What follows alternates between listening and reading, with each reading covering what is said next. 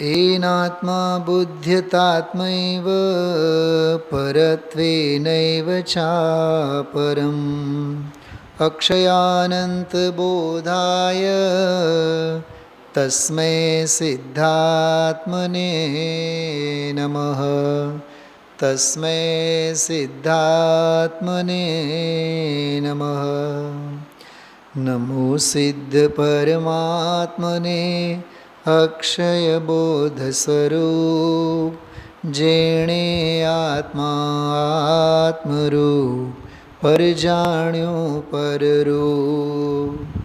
ગુજરાતીમાં પહેલી લીટીમાં જે લખ્યું છે નમો સિદ્ધ પરમાત્મને, એ તો સુગમતા માટે, આપણને સહેજે ગળે ઉતરે એને માટે. પણ ઓરિજિનલ સંસ્કૃતમાં એ ચોથું ચરણ છે, તસ્મૈ સિદ્ધાત્મને નમઃ. ગુજરાતીમાં સૌથી પહેલાં લીધું નમો સિદ્ધ પરમાત્મને. એ એની સરળતા છે. કેવા છે તે? અક્ષય બોધ સ્વરૂપ, બીજી લીટી સંસ્કૃતમાં. અને પછી હવે એ ન, પહેલો જ શબ્દ છે શ્લોકનો, એ ન એટલે જેણે. તો જેણે આત્મા આત્મરૂપ પર જાણ્યું પરરૂપ. કેટલું સરળ અનુવાદ છે આ.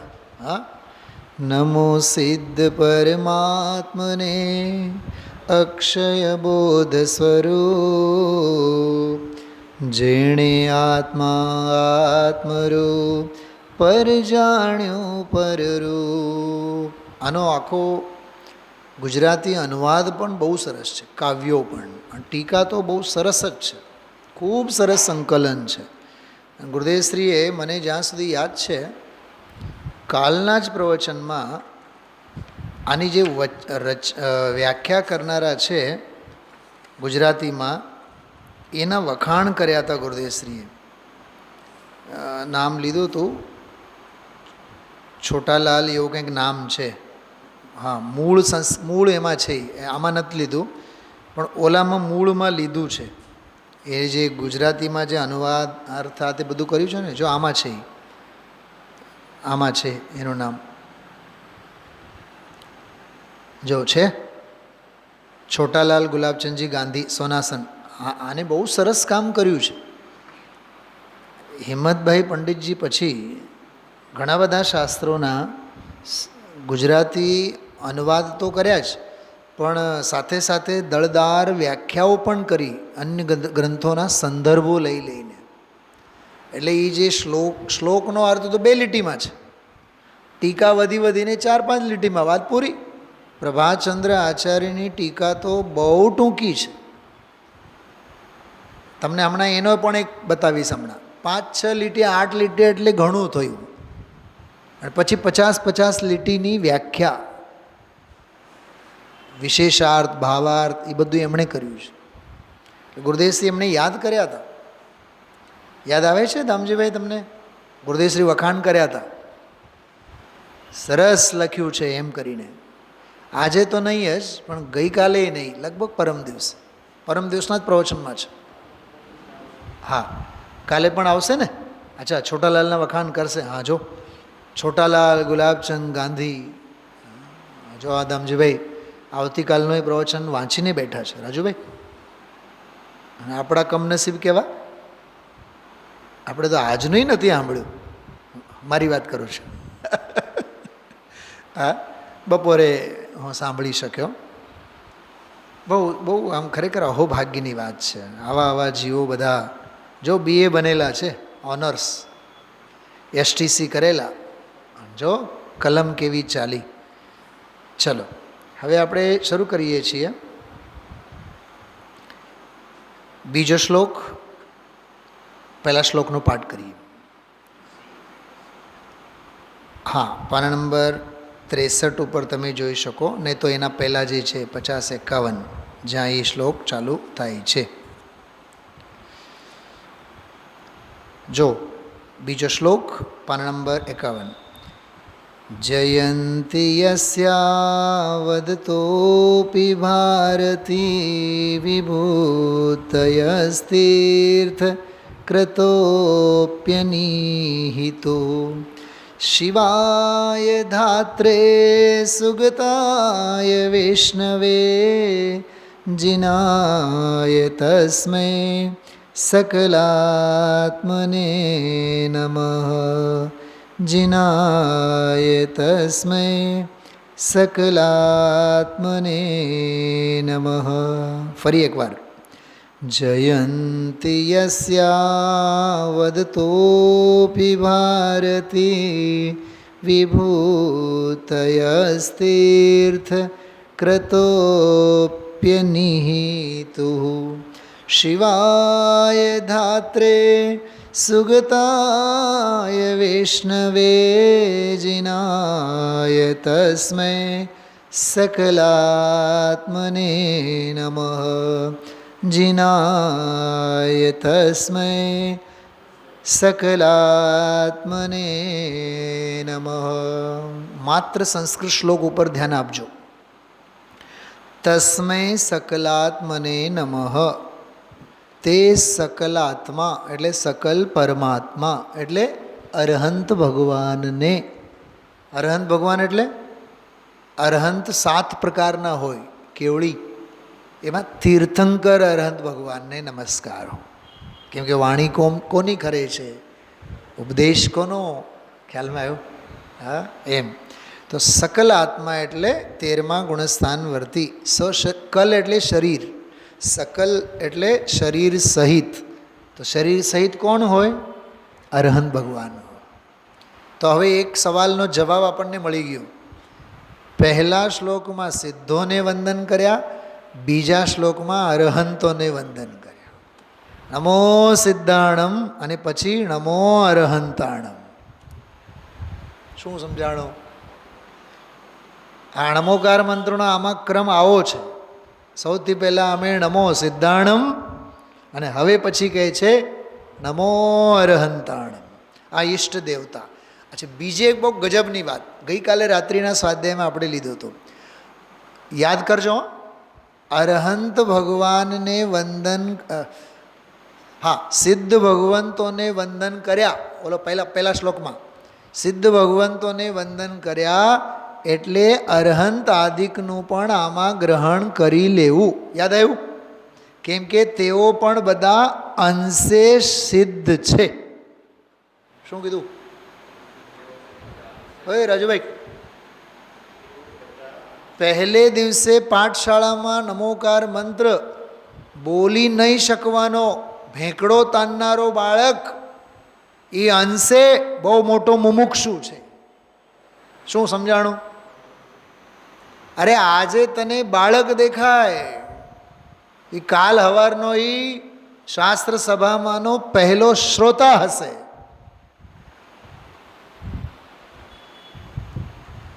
શ્રેણિક રાજા યશોધર મુનિરાજના સામાયિક મુદ્રામાં એ બેઠા છે, ગળામાં સાપ, મરેલ સાપ પહેરાવ્યા માળાની જેમ. 3 દિવસ સુધી રાની ચેલનાને કીધુંય નહીં કે મેં આવા બધા કાંડ કરી આવ્યા. અને 3જે દિવસે 4થે દિવસે કહે છે, જો તારા ગુરુ તો ભાગી ગયા હશે, બચાવવું હોય તો બચાવી લેજે.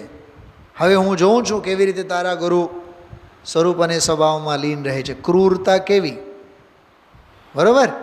અને એ જ રાજા ભગવાન મહાવીરના સમોશરણમાં પ્રથમ શ્રોતા તરીકે હજારો મુનિઓના ટોળાની સામે બેઠા છે હાથ જોડીને. નમો લોએ સૌ સાવણમ. યશોધર મુનિરાજ ઉપર ઉપસર્ગ કરનારો, દ્વેષનો વ્યવહાર કરનારો એ હવે વારી વારીને જાય છે. આનું નામ છે હૃદય પરિવર્તન.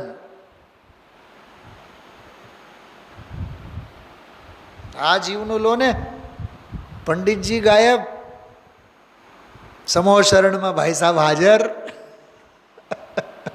હા, અમે તો ગઈકાલ સુધી તો આશા જ છોડી દીધી હતી કે હવે આ જન્મમાં તો મુલાકાત થશે જ નહીં, પણ સમોશરણમાં થવાની હતી. કાંઈ રસપૂરી ખાવા માટે આપણે ભેગા નથી થયા ઘરે. સમયસારના થાળ, નિયમસારના અર્ઘ્ય, પ્રવચનસારના બધા પકોડા. શું કહું હવે? હા, ખ્યાલમાં આવ્યો? પકડાતો ન કહેવાય, પણ પ્રવચન સારના દિવ્ય ફળને, નિયમ સારના દિવ્ય અમૃત રસપાનને કરવા માટે આપણે આ અષ્ટપાહુડની આચાર સંહિતા, 50 કાયની 6 દ્રવ્ય 7 તત્વ 9 પદાર્થની વ્યવસ્થા, નિયમ પત્રિકા, અષ્ટપાહુડનું અનુશાસન, પ્રવચન સારનો દિવ્ય ધ્વનિનો સાર, નિયમ સારનો તો આમ લહેલહાતું લસલસતું, હા લચકો, લસલસતો લચકો, અને સમય સારનો તો કેવું જ શું, ટંકોત્કીર્ણ જ્ઞાયક ભાવ, એ માણવા માટે અહીંયા ભેગા થયા. હા, જો હોના હૈ સો નિશ્ચિત હૈ, કેવલ જ્ઞાની ને ગાયા હૈ. સમતા સમતા સમતા, શાંતિ શાંતિ શાંતિ. તારું કોઈ દી જવાનું નથી,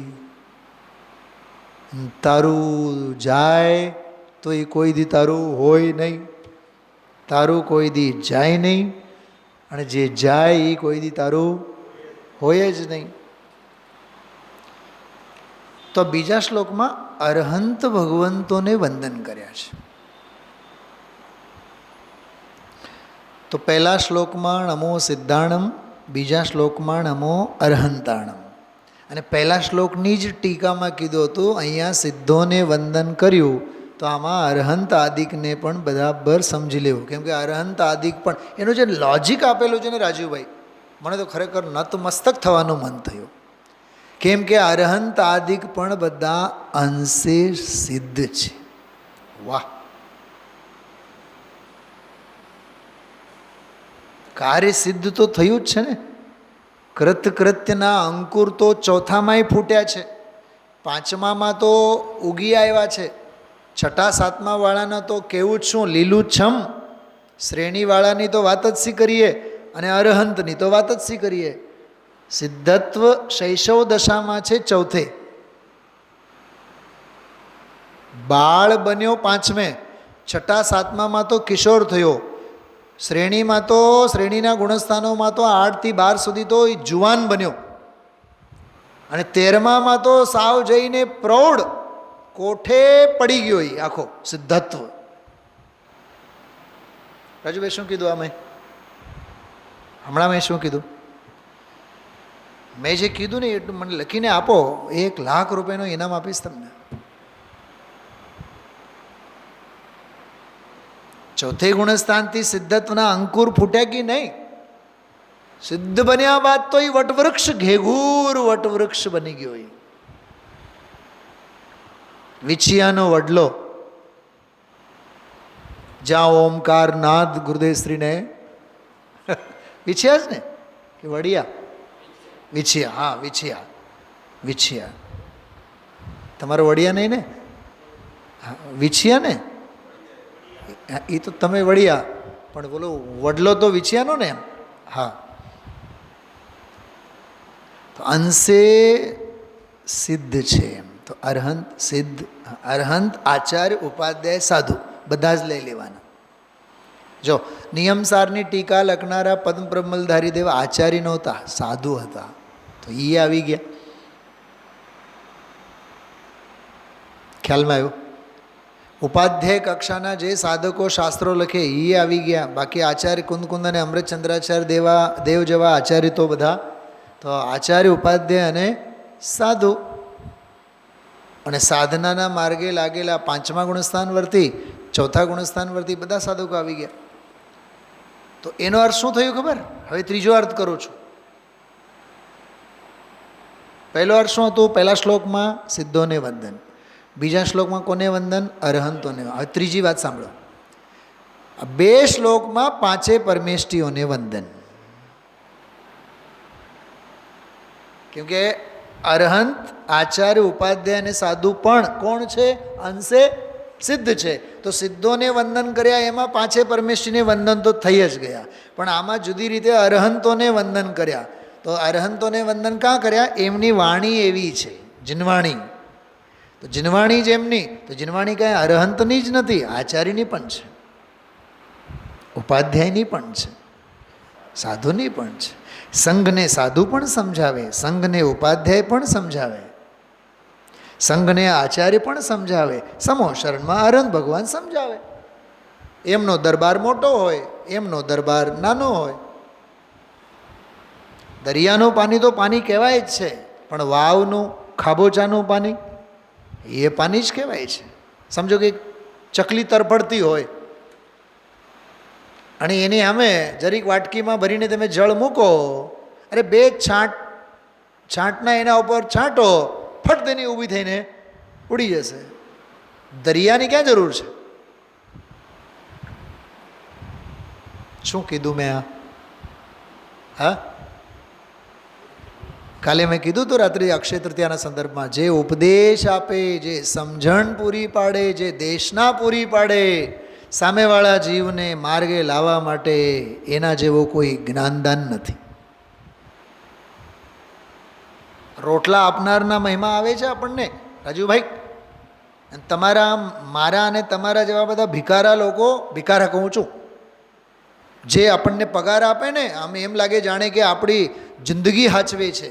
અરે મારો ચૈતન્ય પ્રાણ જીવત્વ મારાથી હું જીવું છું, અને એ નથી આપતા, મારા પુણ્ય મને રોટલા આપે છે. છતાં હું એવો ભગવાન આત્મા, મારે પુણ્ય નથી જોતો અને પુણ્યથી મળનારા રોટલાય નથી જોતા, બેઉને લાત મારું છું.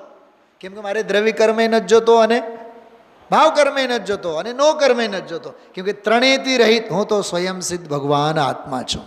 હવે બોલો, રોટલાની પાછળ કોણ કેટલા ગાંડા થાય? શું રાજુભાઈ? સ્વાધ્યાય મૂકીને પછી કરે, અને કરે તોય અંદરમાં પછતાવો થયા વિના નહીં જ રહે. અરે રે, કેવો મારો દુર્ભાગ્ય, આજે સ્વાધ્યાય ન થયો મારો, એમ થાય ને અંદરમાંથી. સાંભળો છો? હા, તો ખ્યાલમાં આવ્યું? બે શ્લોકોમાં સિદ્ધોને પણ વંદન અને અરહંત આચાર્ય ઉપાધ્યાય સર્વે સાધુઓને વંદન. તો ત્રણ વાત થઈ. પહેલા શ્લોકમાં સિદ્ધોને, બીજા શ્લોકમાં અરહંતોને, આમ પણ ઓમ જુઓ તો પાંચે પરમેષ્ઠીઓને વંદન. ઠીક. હવે ગજબની વાત, આ બીજા શ્લોકમાં અરહંતોને તો વંદન કર્યા જ છે, તીર્થંકર અરહંતને તો વંદન કર્યા જ છે, પણ તીર્થંકર અરહંતોની જે વાણી છે એ વાણીની વિશેષતા પણ આમાં વર્ણવી છે. અથવા એમ સમજો કે કેવા તીર્થંકર અરહંત, કેવા તીર્થંકર અરહંતની વાણી. પોઈન્ટ સમજાણો? કેવા જિનેન્દ્ર ભગવાનની વાણી, એ જીનવાણી. શું કીધું? કેવા જિનેન્દ્ર, કેવા જીનની વાણી તે જીનવાણી. તો કેવા જીન બીજી લીટીમાં અને એની વાણી એ પહેલી લીટીમાં. બીજી લીટીમાં જીનની વાત છે, પહેલી લીટીમાં વાણીની વાત છે. તો બીજા શ્લોકમાં શેની વાત થઈ? જીનવાણીની વાત થઈ. કંઈક રંગોળી દેખાય છે? હું જે રંગોળી દોરું છું એ દેખાય છે? જયેશભાઈ ડાયરી કેદી લખશો? લખો. હા, બીજી લીટીમાં જીનની વાત અને પહેલી લીટીમાં વાણીની વાત. જીનવાણી. હા, જીનવાણી અમૃત રસાળિયા. હા, બીજો શ્લોક, જીન વાણી અમૃત રસાળ. તો જીન કહેતા તીર્થંકર, સકલ પરમાત્મા અરહંત ભગવાન, અને વાણી એની તો વિશેષતા છે જ, ઉપર કહી જ છે. ફરીથી શ્લોક ઉપર ધ્યાન આપો. તસ્મૈ સકલાત્મને નમઃ. આમાં જો દામજીભાઈ, સ્ક્રીન ઉપર જો, દેખાય જ છે. તસ્મૈ સકલાત્મને નમઃ, તે સકલ પરમાત્માને નમસ્કાર. આત્મા શબ્દ છે, સકલ આત્માને નમસ્કાર. દેહ સહિત છે ને આત્મા, એટલે અરહંત ભગવાન. તો તે સકલ પરમાત્માને નમસ્કાર કરું છું. એના બીજા નામોની પહેલાં વાત કરીએ. કે છે શિવાય. કોણ છે એ? શિવ છે. ધાત્રે એટલે ધાતા. એક શબ્દ મેં સવારે વાપર્યું હતું, વિધાતા. વિધાતા એટલે આપણે કર્મને કહીએ અથવા બ્રહ્માને કહીએ. વિધાતા એટલે રચના કરનારા. વિધાતા એટલે સમજાવનારા, વિધાતા એટલે વિશ્વની રચના કરનાર, જેમ લોકની ભાષામાં, એમ અહીંયા કહે છે વિધાતા. અર્થ પછી ખોલું છું, ચિંતા નહીં કરતા. તો જે શિવ છે, જે વિધાતા ધાતા છે, જે સુગત છે. કોણ છે? સુગત. સુગતનો અર્થ તો બહુ ગજબનો છે. પછી વિષ્ણુ છે અને જીન, જીન છે. કેટલા શબ્દો આવ્યા જો? શિવ, ધાતા, સુગત, વિષ્ણુ અને જીન. કેટલા થયા? 5. એવા સકલ આત્મા 6.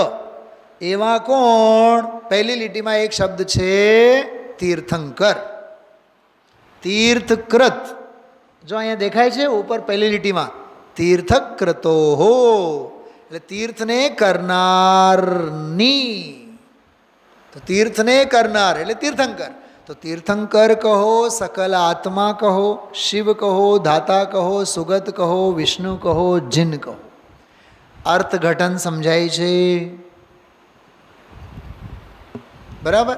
હવે ઝડપથી આપણે સૌથી પહેલાં આ બધા શબ્દોનો અર્થ કરીએ. સકલ આત્મા એટલે મેં અનંત ભગવાન તો કીધું જ તમને. તીર્થંકરવાળો અર્થ તો તીર્થને કરનારા. તીર્થ એટલે આગમ, તીર્થ એટલે તરવાનો ઉપાય કોણ છે? આગમ એટલે શાસ્ત્ર. તો તીર્થકૃત એટલે શાસ્ત્રને કરનારા. પ્રવચન, ઓહો, તીર્થ એટલે પ્રવચન, તીર્થ એટલે આગમ, તીર્થ એટલે શાસ્ત્ર, તીર્થ એટલે તરવાનો ઉપાય કોણ? કે તત્વજ્ઞાન. તો તીર્થકૃત એટલે તત્વને દેનારા, તત્વજ્ઞાનને આપનારા કોણ? તીર્થંકર ભગવાન. અરે સમજાય છે? બે શબ્દોના અર્થ થઈ ગયા. સકલ આત્મા એટલે અનંત ભગવાન, તીર્થંકર એટલે તીર્થંકર. પણ એનો ભાવ ભાષણ કરવો જોઈએ. તીર્થને કરનારા, તરવાના ઉપાયને બતાવનારા, એને કહેવાય તીર્થંકર. અરે આ જે વાણીનો યોગ છે ને, સિમિલર ટુ તીર્થંકર. આ કાંઈ સામાન્ય વાત નથી. આ બધું ધારા પ્રવાહ, જેમ ગુરુદેવશ્રી 9,000 પ્રવચનોમાં 90, 90, 92, 95 વર્ષની ઉંમરમાં બોલતા ગયા, 92, 93 વર્ષની ઉંમરમાં. તીર્થંકરત્વનો જ અંશ હોય.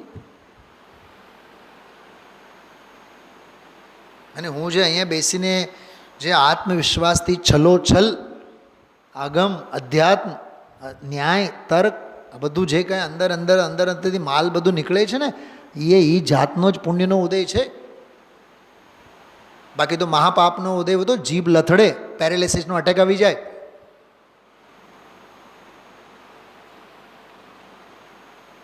અને જીનવાણીની વિરાધના કરનારની જીભ એવી જ લથડે. દ્રવ્ય શ્રુતની વિરાધના કરનારની જીભ એવી જ લથડે. દાન માટે એની જીભે નહીં ઉપડે. ગુરુદેવશ્રી એક દાખલો આપે છે, ખબર? 4 લાખોપતિ કરોડપતિ દીકરાઓ હોય, આખી જિંદગી બાપે દાનમાં પૈસા જ નહોતા આપ્યા. હે કોઈક વિદ્વાન ગયા ખરડો લખાવવા માટે. હવે ઓલો બાપ કહે દીકરાને એટલે એમ કહેવા માગતા 10,000નો ખરડો તમે લખો. જયેશભાઈ, તમારા જેવા દીકરાએ શું કીધું ખબર? બાપા, અત્યારે પૈસા નહીં સાંભળવાનું, અત્યારે પ્રભુનું ભજન કરવાનું. પણ નાલાયક દીકરાઓ, એ બાપ એમ કહેવા માગે છે કે 10-20 હજારનો ખરડો લખો, પણ એનો એવો પાપનો ઉદય, જિંદગીભર દાન નહોતા કર્યા, તો મરતી વેળા પણ દાન માટે જીભ નહીં ઉપડી. પોઈન્ટ સમજાણો? શું કીધું?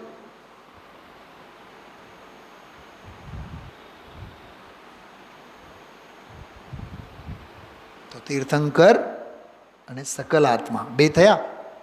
હવે શિવ. શિવ એટલે કલ્યાણ, શિવ એટલે મોક્ષ.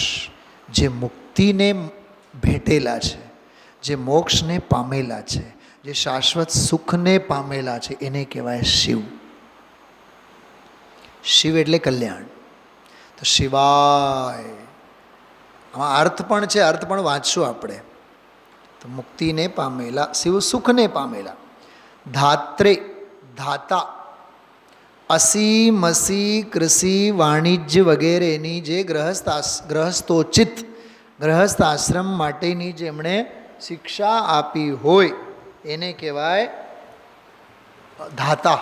ધાત્રા કહેવાય. સ્વયંભૂ સ્તોત્રમાં પણ એ વાત છે. મને સવારે પણ યાદ આવ્યું હતું, પણ મારી પાસે પુસ્તક નહોતું ત્યાં.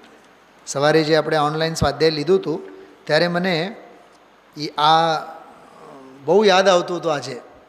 જો આમાં સ્વયંભૂ સ્તોત્રમાં પણ આદિનાથ ભગવાનની વંદના છે, સ્તવન મંજરી, એમાં એટલું સરસ બધું લીધેલું છે. जो हुए हैं अरहंत आदि स्वयं बोध समार के परम निर्मल ज्ञान चक्षु प्रकाश भवतम हा. આ સ્વયંભૂ સ્તોત્ર છે, સમંતભદ્ર આચાર્યનું લખેલું. એનો આ ગુજરાતી અનુવાદ છે. તમે માનશો નહીં, અતિશયોક્તિ નથી કરતો હું. જીનવાણી છે સામે, મારી સામે. અમે લોકો જયપુરમાં આ સ્તવન મંજરી ગુજરાતી જ, આ સ્વયંભૂ સ્તોત્ર અમે લોકો વાંચતા. અને મને એ 7 વર્ષના દરમિયાન મને એ ખબરે ન પડી કે આ ગુજરાતીમાં છે, હિન્દીમાં નથી. એમ જ સમજતા હતા કે આ હિન્દીમાં જ છે. હિન્દી નથી, આ ગુજરાતી છે. અને બહુ નિરભિમાન વૃત્તિથી હું તમને તમારી સામે કબૂલ કરું છું. મને એ ભાવ ભાષણ નહોતું કે હિન્દી છે કે ગુજરાતી છે, એમ કહું છું.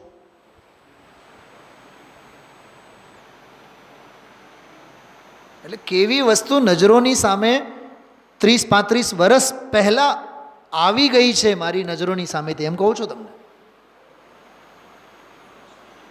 અઠવાડિયામાં 7 દિવસ હોય ને, 6 દિવસ અમે લોકો સ્વયંભૂ સ્તોત્રનો પાઠ કરતા રોજ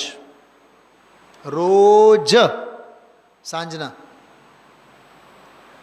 2-3 અમે મિત્રો બહુ સારા હતા, ખૂબ ભક્તિ અને સ્તુતિ અને સ્તવન અને આમ શાંત પરિણામના પ્રેમી. સવારે અમે 5 વાગે જઈને બેસતા તો આ વાંચતા અમે લોકો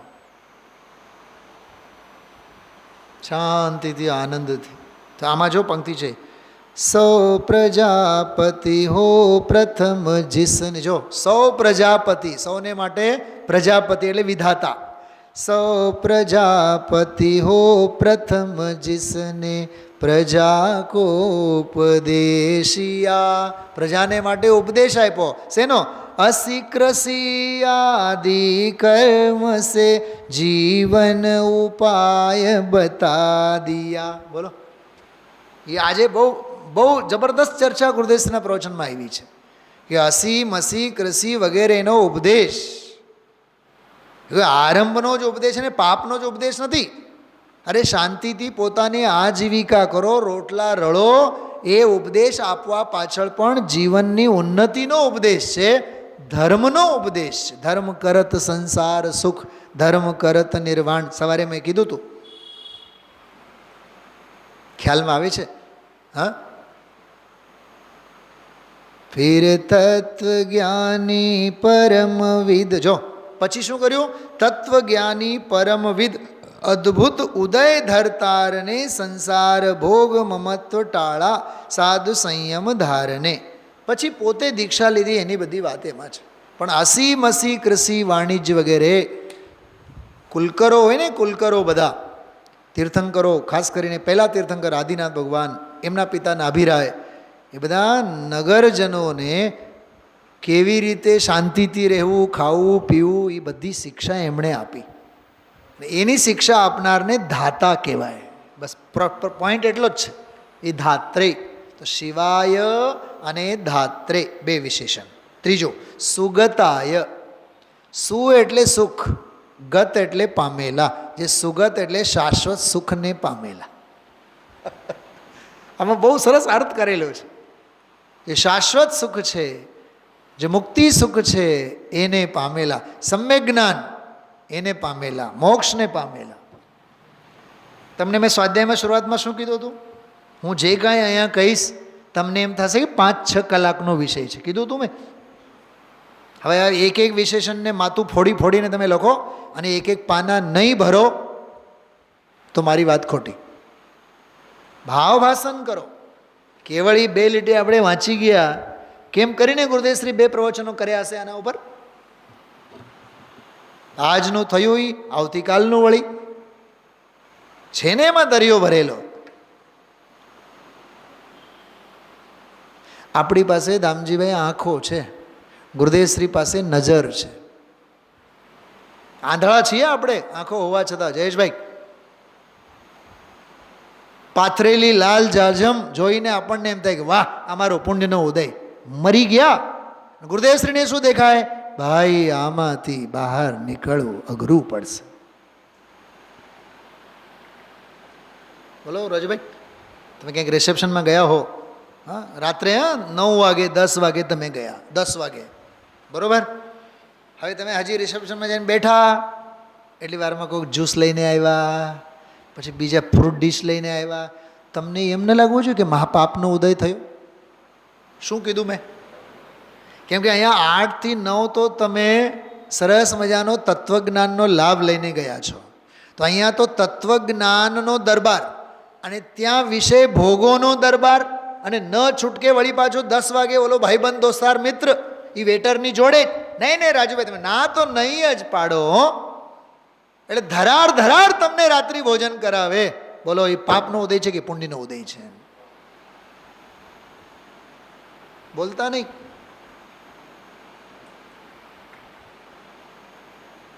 સાચું કહું, એવી ક્રિયા, એવા વિષય ભોગો, એવી પરિસ્થિતિ, એવા દ્રવ્ય ક્ષેત્ર કાળ ભાવો એમાં આપણે નખાઈ ગયેલા હોય, જેનાથી 6 કાય જીવોની હિંસા અને હત્યાનો દોષ આવે, સમજી લેવાનું મહાપાપનો ઉદય છે.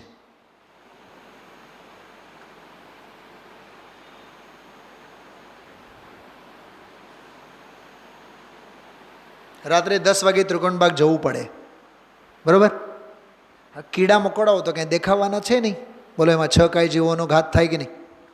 એટલે આપણા મુનિરાજો રાત્રિચર્યા નથી કરતા.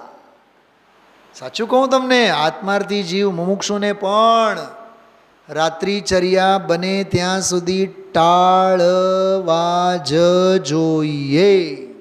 હું તમને સ્વામીજીના જીવનની એક વાત કરું. 50 કાયના પ્રવચનમાં આવેલી વાત છે. ગુરુદેવશ્રીએ રાતોરાત કહી દીધું કે બાબુભાઈને બોલાવો. કોણ બાબુભાઈ? ફતેપુરવાળા. બોલાવો.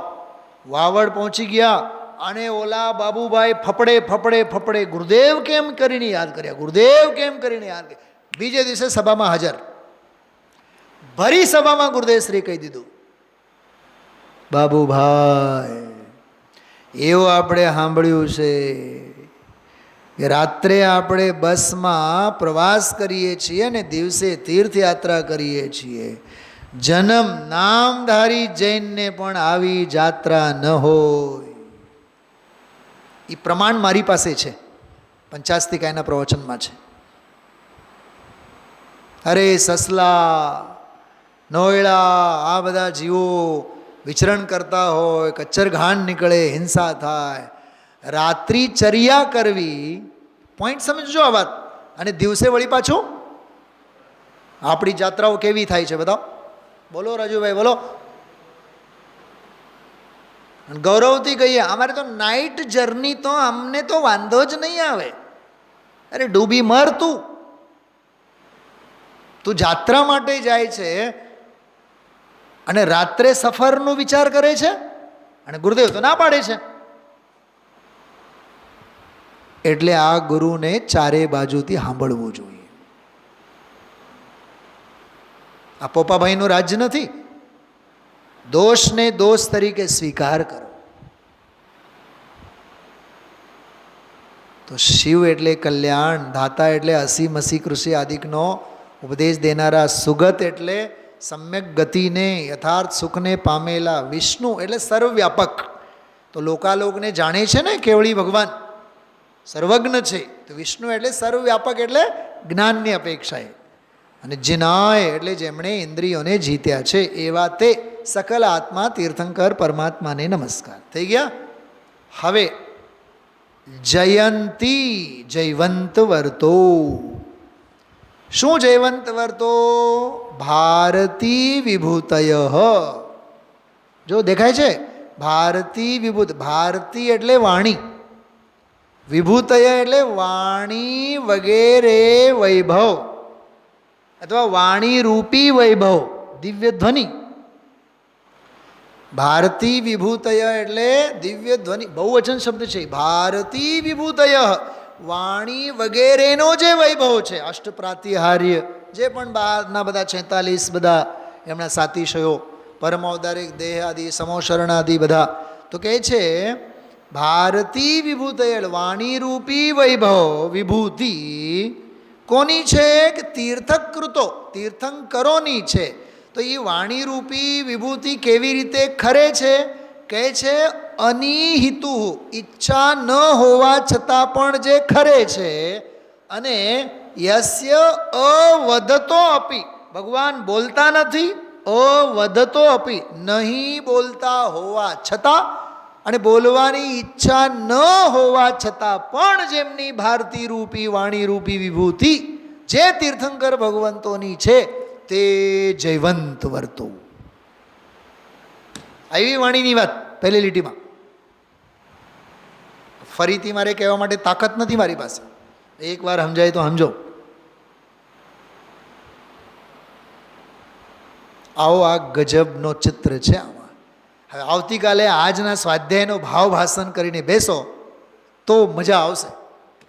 પહેલી લીટીમાં વાણીની વાત છે, બીજી લીટીમાં જીનની વાત છે, અને સરવાળે આ બીજા શ્લોકમાં જીનવાણીની વાત છે કે જીનેન્દ્ર ભગવાન કેવા, તીર્થંકર ભગવાન કેવા અને એમની વાણી કેવી. જીનવાણી અમૃત રસાળ રસિયા આવો રે સુણવા આવો રે સુણવા આવો રે સુણવા જીનવાણી અમૃત રસા. શબ્દે શબ્દમાં શ્રીમદજી જે કહે છે ને જ્ઞાનીના એક એક શબ્દમાં અનંતા અનંતા અનંતા આગમો ટપકતા હોય છે. એમ આ કેવળ વાંચી નહીં જવાનું, આમાં શબ્દે શબ્દમાંથી અમૃતના ઘૂંટડા આપણને પ્રાશન કરવાના ભાવ થવા જોઈએ. ભાવ ભાષણ વિના બધું નકામું છે. કલાક લાગ્યો આપણને બે લીટીના એક શ્લોકને સમજવા માટે. કર વિચાર તો પામ. ઓમ નમઃ સિદ્ધિ.